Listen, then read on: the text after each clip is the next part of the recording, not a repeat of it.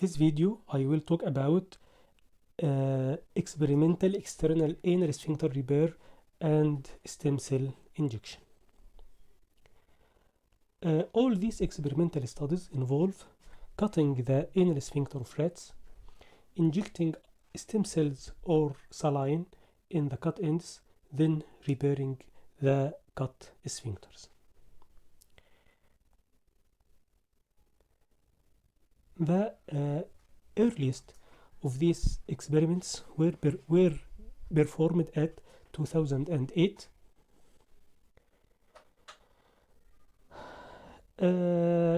This figure shows the normal uncut anal sphincters of rat. This figure shows the site of repair in the control group, and this shows the site of repair in the study group. As we see here, when saline was injected locally, there is a fibrous tissue gap at the site of sphincter repair. But when stem cells were injected, there is muscle fibers at the site of repair, and the sphincters are continuous with no fibrous tissue gap. The authors of this study conclude that normal healing of repaired external sphincter occurs by fibrosis, but when stem cells are injected, they will differentiate into muscle cells and lead to healing of repair by regeneration. The same experiment was done again at 2012.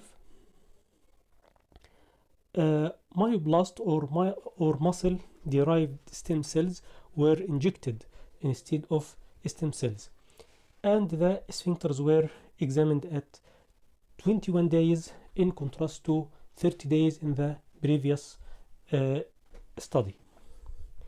And here the authors showed that there is a fibrous tissue gap at the site of repair in both groups, the stem cell group and the saline group, but the fibrous tissue was more dense and the collagen fibers are more arranged in the stem cell group. So the results of this study is opposite the previous study. The previous study says that injected stem cells differentiate into muscle fibers, leading to healing by regeneration, but this one shows that injection of stem cells only induces the formation of a stronger fibrous tissue scar at the site of repair. This is another similar study which was performed at 2015. Also, myoblasts were injected, and the anal sphincters were examined at 7 days and at 90 days. At 7 days, there was a gap of granulation tissue at the site of repair in both groups. At 90 days, there was muscles at the site of repair in both groups. And the results of this study is even more confusing, because it says that injection of stem cells has no benefit over injection of saline. The key to understand these confusing results is the time point at which the anal sphincters were examined. When anal sphincters were examined 7 days after repair, there was granulation tissue at the site of repair in both groups. When it was examined at 21 days, fibrous tissue scar was found at the site of repair in both groups, but it was more dense and its collagen fibers were more regular in the stem cell group.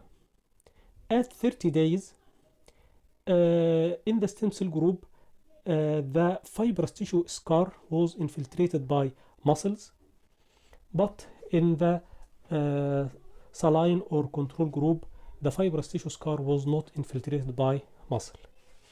When the sphincters are examined at 90 days, muscles has infiltrated the fibrous tissue scar in both groups.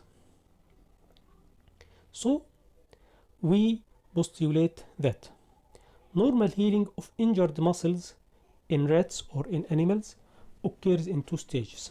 The first stage is the formation of a fibrous tissue scar between the cut ends of the muscle, and later on this fibrous tissue scar will be infiltrated by muscle fibers, resulting in complete muscle regeneration. We think that infiltration of the scar by muscle fiber does not occur in humans. So we think that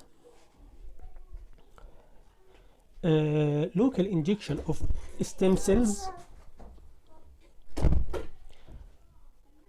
after anal sphincter repair only accelerate the normal process of healing by fibrous tissue and makes this fibrous tissue more strong, so that it can be more easily infiltrated by muscle fibers.